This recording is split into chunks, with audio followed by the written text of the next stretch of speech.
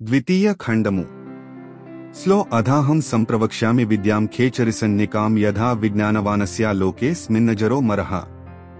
ఇప్పుడు ఖేచరీ విద్యను గురించి చెబుతాను విను. దీనిని తెలుసుకుంటే రోగము మరణము లేకుండా ఈ లోకంలో అమరుడే ఉండవచ్చు. ఇది సిద్ధ సాంప్రదాయమునకు చెందిన విద్య.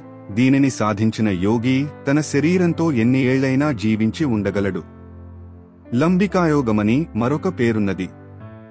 లాహిరి మహాశయులు బోధించిన క్రియాయోగంలో ఖేచరీ ముద్ర మొదటి మెట్టుగా ఉంటుంది. క్రియాయోగ బాబాజీ ఈ విద్యలో సిద్ధిని పొందటం వల్లనే 2000 ఏళ్ల నుంచి ఈనాటికి జీవించే ఉన్నారని అంటారు. స్లో మృత్యువ్యాధిజరాగ్రస్తో దృష్ట్వా విద్యామిమాం మునే బుద్ధిం దృఢతరాం కృత్వా ఖేచరీం తు సమభ్యసేత్. ముసలితనము, రోగము, మృత్యువుల చేత పీడింపబడుతున్నప్పటికీ బుద్ధిని దృఢం చేసుకుని ఖేచరిని అభ్యాసం చేయాలి. స్లో జరామృత్యుగదఘ్నో యః ఖేచరీం వేత్తి భూతలే గ్రంథతశ్చార్థతశ్చేవ తదభ్యాస ప్రయోగత. స్లో తం మునే సర్వభావేన గురుం మత్వా సమాశ్రయేత్ దుర్లభా ఖేచరీ విద్యా తదభ్యాసోపి దుర్లభః. ముసలితనమును, మృత్యువును పిండి చేయగల ఈ ఖేచరీ విద్యను ఎవడైతే గ్రంథముల నుంచి తెలుసుకుని వాటి అర్థమును తెలుసుకుని ఎలా అభ్యాసం చేయాలో తెలుసుకుని ఉంటాడో అట్టివానిని గురువుగా భావించి ఆశ్రయించాలి. ఈ లోకంలో ఖేచరీ విద్య దుర్లభమైనది. అలాగే దీని అభ్యాసం కూడా దుర్లభమే. గురువుకు ఉండవలసిన లక్షణములు ఈ శ్లోకంలో చెప్పబడ్డాయి. గురువైన వాడు ఖేచరీ యొక్క శాస్త్రజ్ఞానం కలిగినవాడే ఉండాలి. ఆయా శ్లోకముల యొక్క సరియైన అర్థం తెలిసినవాడే ఉండాలి. ఆ తరువాత ఖేచరీ ముద్రను ఎలా అభ్యసించాలో ఆచరణాత్మకంగా తెలిసినవాడే ఉండాలి.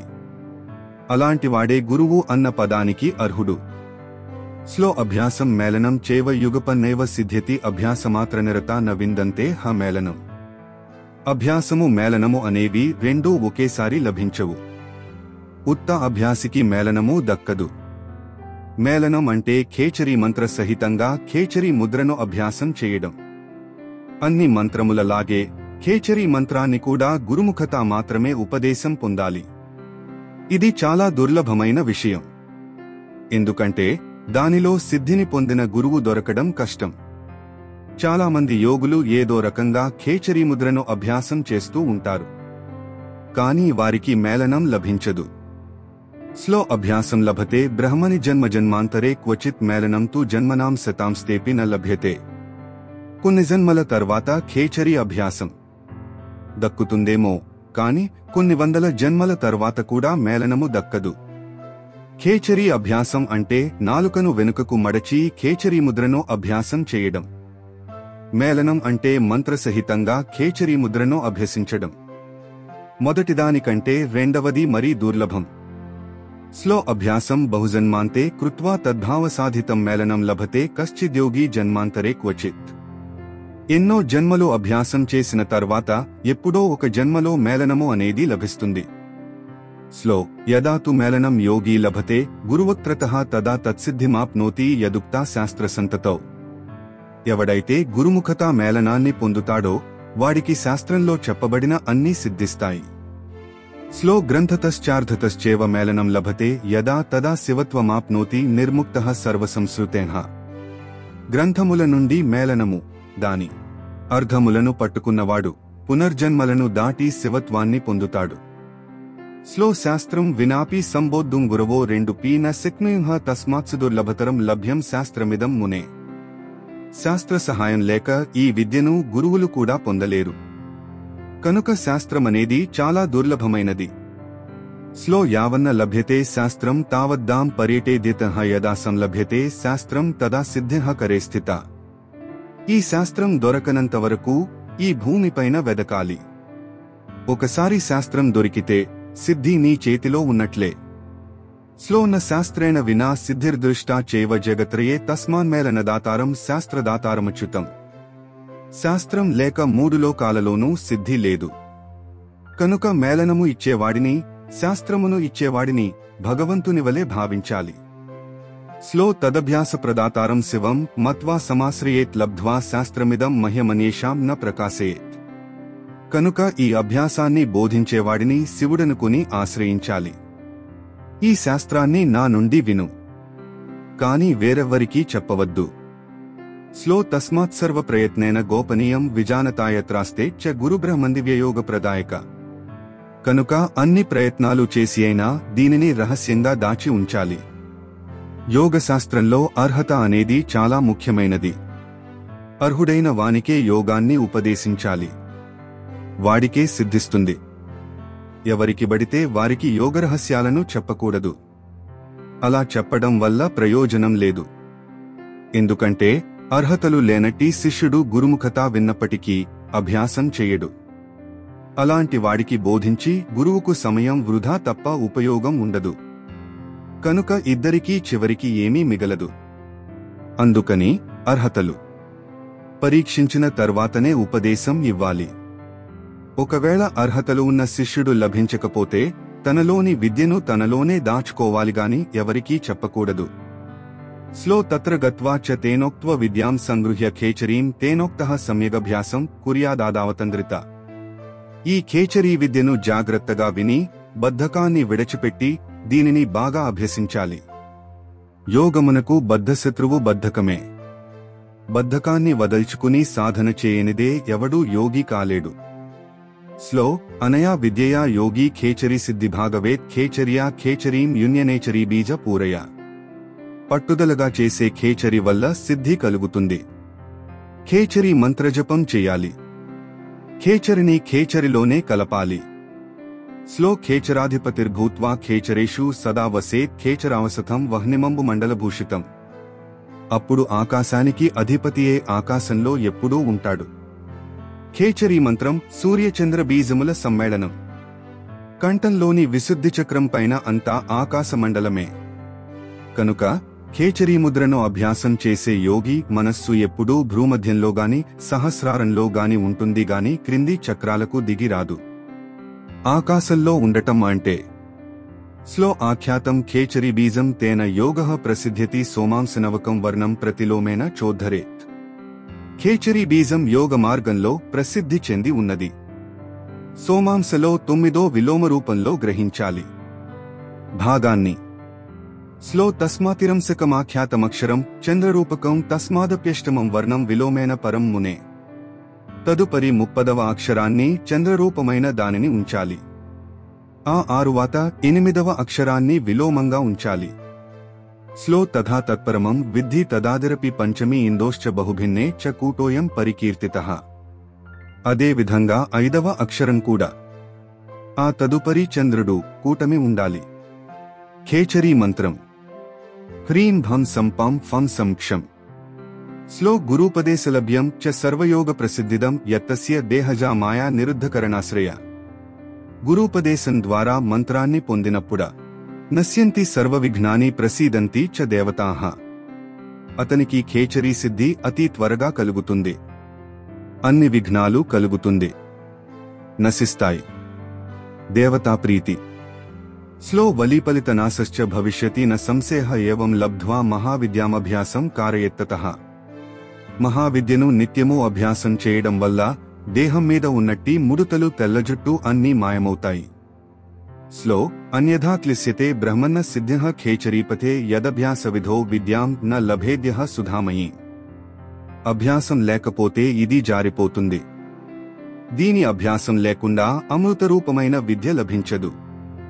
స్లో తతః సమ్మేళకాదో చ లబ్ధ్వా విద్యాం సదా జపేత్ నాన్యథారహితో బ్రహ్మన్న కించిత్ సిద్ధిభాగ్ భవేత్.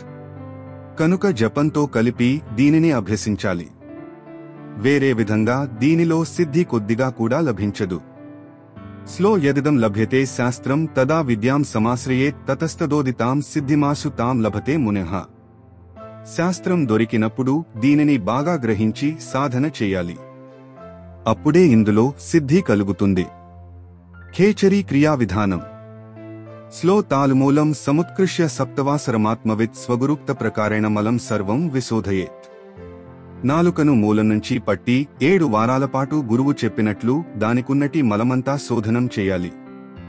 స్లో స్నుహిపత్ర నిభం శాస్త్రం సుతీక్షణం స్నిగ్ధనిర్మలం సమాదాయ తతస్తేన రోమమాత్రం సముచ్చినేత్. జముడి చెట్టు ఆకువలే పదునుగా స్వచ్ఛంగా ఉన్న కత్తితో నాలుక క్రింది అతుకును వెంట్రుక వాసి కొయ్యాలి. నాలుక క్రిందనున్న ఫ్రెన్యులం అనబడే అతుకు నాలుకను సాగనివ్వకుండా ఆపుతూ ఉంటుంది. ఖేచరీ విద్యాభ్యాసులు దానిని ప్రాచీన కాలంలో ఈ విధముగా తొలగించేవారు. ఈ ప్రక్రియను పుస్తకాలు చదివి ఎవరికి వారు ప్రయత్నించరాదు. దానిని కొయ్యడంలో గనుక తేడా వస్తే మాట శాశ్వతంగా పోయే ప్రమాదం ఉన్నది. ఈ విద్యలో నైపుణ్యం ఉన్న గురువు పర్యవేక్షణ లేకుండా ఎవరూ ప్రయత్నించకూడదు. దీనిని స్లో హిత్వా సైంధౌప్త్యాభ్యాం చూర్ణితాభ్యాం ప్రకర్షయేత్ పునః సప్తదినే ప్రాప్తే రోమమాత్రం సముచ్ఛినేత్. గాయానికి సైంధవ లవణం మరియు ఉసిరికాయ పొడులను అద్దాలి. మళ్లీ 7 రోజులకు ఒక వెంట్రుకవాసి మేరకు అలాగే దానిని కొయ్యాలి. స్లో ఏవం క్రమేణ షణ్మాసం నిత్యోద్యుక్తః సమాచరేత్ షణ్మాసాద్రసనామూలం శిరాబద్ధం ప్రణశ్యతి. ఈ రకంగా 6 నెలల పాటు చేయాలి. అప్పటికి నాలుక క్రిందనున్న అతుకు పూర్తిగా తెగిపోతుంది. స్లో అథ వాగీశ్వరీధామ శిరో వస్త్రేణ వేష్టయేత్ శనేరుప్తర్షయేద్యోగి కాలవేలావిధానవిత్. అప్పుడు నాలుకను ఒక సన్నని నూలు పోగుతో కట్టి కాలవేళను గమనిస్తూ మెల్లిగా దానిని సాగదీయాలి. స్లో పునః షణ్మాసమాత్రేణ నిత్యం సంఘర్షణామునే భ్రూమధ్యావధి చాప్యేతి తిర్యక్కణ బిలావధి. ఈ విధంగా చేయగా ఇంకొక 6 నెలలకు కనుబొమల మధ్యకు ముఖం పక్కనుంచి పోగలుగుతుంది. చెవి మధ్య వరకు నాలుక. స్లో అధశ్చ చుబుకం మూలం ప్రయాతి క్రమచారిత పునః సంవత్సరాణం తు తృతీయాదేవ లీలయ. 1 ఏడాదికి క్రమంగా క్రిందికి సాగి తేలికగా గడ్డమును తాకుతుంది. స్లో కేశాంతమూర్ధ్వం క్రమతి తిర్యక్శాఖావధిర్మునే అధస్తాత్కంఠకూపాంతం పునర్వర్షత్రియేణ తు. ఇదే అభ్యాసం వల్ల 3 ఏళ్లలో పైకి జుట్టు కొనల వరకు క్రిందికి గొంతుగుంట వరకు సాగుతుంది. స్లో బ్రహ్మరంధ్రం సమావృత్య తిష్టాదేవ న సంసేహ తిర్యక్చూలితలం యాతి అధః కంఠబిలావధి. ఎప్పుడైతే గొంతుగుంట వరకు నాలుక పోగలుగుతుందో అప్పుడు బ్రహ్మరంధ్రం వరకు తలలోకి కూడా పోగలుగుతుంది. స్లో శనేహ శనైర్మస్తకాచ మహావజ్రకపాలభిత్ పూర్వం బీజయుత విద్యా హ్యాఖ్యాత యతి దుర్లభ. ఇంతకుముందు చెప్పబడిన మంత్రాన్ని స్మరిస్తూ అప్పుడు మెల్లిమెల్లిగా నాలుకను తలలోనికి పోనివ్వాలి. స్లో తస్యాహ షడంగం కుర్వీత తయా షట్టరభినయ కుర్యాదేవం కరణ్యాసం సర్వసిద్ధ్యాదిహేతవే. ఈ విధంగా షడంగములతో కరణ్యాసం గావిస్తే సర్వసిద్ధులు లభిస్తాయి. నాలుకను బ్రహ్మబిలంలో ఉంచి ఖేచరీ మంత్రం జపిస్తూ అంగన్యాస కరణ్యాసములు చేయాలి. అప్పుడు అన్ని సిద్ధులు యోగికి కలుగుతాయి. స్లో శనైరేవం ప్రకర్తవ్యమభ్యాసం యుగపన్నహి యుగపద్వర్తతే యస్య శరీరం విలయం వ్రజేత్. 3 అభ్యాసాన్ని త్వరపడి ఒకేసారి చేయరాదు. నిదానంగా చెయ్యాలి. ఒకేసారి ప్రయత్నిస్తే దేహంలో రోగం పుడుతుంది, చావు మూడుతుంది. యోగ సాధన మెల్లమెల్లగా శరీరానికి అలవాటు చేస్తూ రావాలిగాని ఒకే రోజులో దానిని సాధించాలని అతి చేయకూడదు. అలా చేస్తే కొండనాలుకు మందిస్తే ఉన్న నాలుక ఊడిపోయిందన్నట్లుగా అవుతుంది. తస్మాత్ జాగ్రత్త.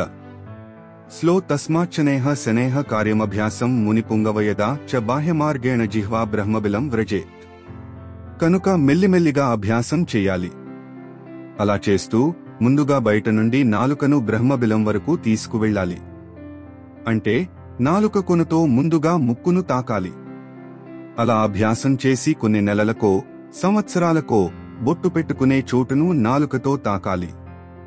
ఆ తరువాత మళ్లీ అభ్యాసం చేస్తూ తల వెంట్రుకలకు నాలుకను తాకించాలి.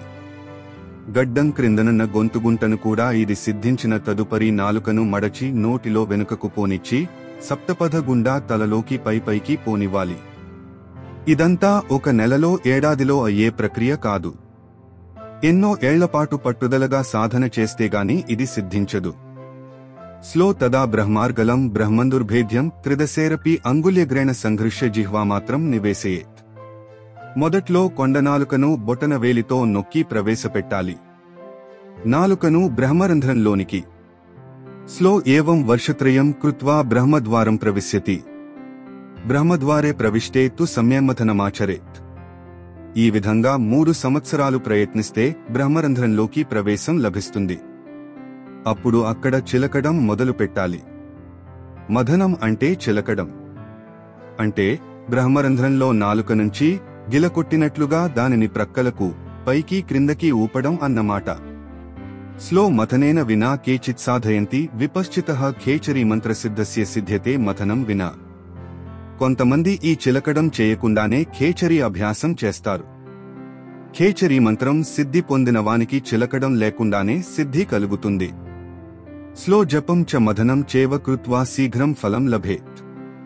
స్వర్ణజాం రౌప్యజాం వాపి లోహజాం వా శలాకికాం. జపం మథనం రెండూ చేసేవానికి సిద్ధి చాలా త్వరగా కలుగుతుంది. ఇంకొక మథన క్రియ స్లో నియోజ్య నాసికారంధ్రం దుగ్ధసిక్తేన తంతునా ప్రాణాన్నిరుధ్య హృదయే సుఖమాసనమాత్మనః. ఆసనంలో సుఖంగా కూర్చుని ప్రాణాన్ని హృదయంలో నిలిపి బంగారంగాని వెండిగాని ఇనుముతోగాని చేసిన శలాకను పాలలో తడిపిన తాడుతో కట్టి ముక్కురంధ్రంలోనికి పంపవలెను. దృష్టిని భ్రూమధ్యంలో నిలిపి మథనం చేయవలెను. స్లో శనైః సుమథనం కుర్యాద్ భూమధ్యే న్యస్య చక్షుషి. షణ్మాసం మథనావస్థాభావేనేవ ప్రజాయతే. ఈ విధంగా 6 నెలలు చేయగా సిద్ధి కలుగుతుంది. చిన్న పిల్లలు ఎలా నిద్రపోతారో అలాంటి అవస్థ కలుగుతుంది. ఈ ప్రక్రియలన్నీ ట్రాన్స్లోకి యోగిని తీసుకుపోతాయి. అప్పుడు మత్తులాంటి నిద్రాస్థితి కలుగుతుంది. కాని అది నిద్ర కాదు. నిద్రలో తెలివి ఉండదు. ఈ స్థితిలో తెలివి ఉంటుంది, మత్తు ఉంటుంది. స్లో యథా సుషుప్తిర్బాలానాం యథా భావస్తథా భవేత్ న సదా మథనం శస్త్రం మాసే మాసే సమాచరేత్. ఈ మథనాన్ని ప్రతిరోజూ చేయకూడదు. నెలకొకసారి మాత్రమే ఆచరించాలి. ఈ ప్రక్రియను గురుముఖత అభ్యసించాలి. ఆ తరువాత నెలకొకసారి మాత్రమే గాని ప్రతిరోజూ చేయరాదు. అలా చేస్తే శరీరం తట్టుకోలేదు. అసాధ్య రోగాలు తలెత్తుతాయి. స్లో సదా రసనయా యోగి మార్గం న పరిసంక్రమేత్. ఏవం 12 వర్షాంతే సంసిద్ధిర్భవతి ధ్రువ. ఈ విధంగా నిత్యము నాలుకను ఈ మార్గంలో విడువకుండా ఉంచాలి. ఈ విధంగా 12 ఏళ్లు చేయగా సిద్ధి కలుగుతుంది. స్లో శరీరే సకలం విశ్వం పశ్యత్యాత్మా విభేదత బ్రహ్మాండోయం మహామార్గో రాజదంతోర్ధ్వకుండలి. కుండలిని ఊర్ధ్వగామిని అయినప్పుడు యోగి తన దేహంలోనే విశ్వం మొత్తాన్ని చూస్తాడు. విశ్వము తన దేహము రెండు వేర్వేరుగా అతనికి తోచవు.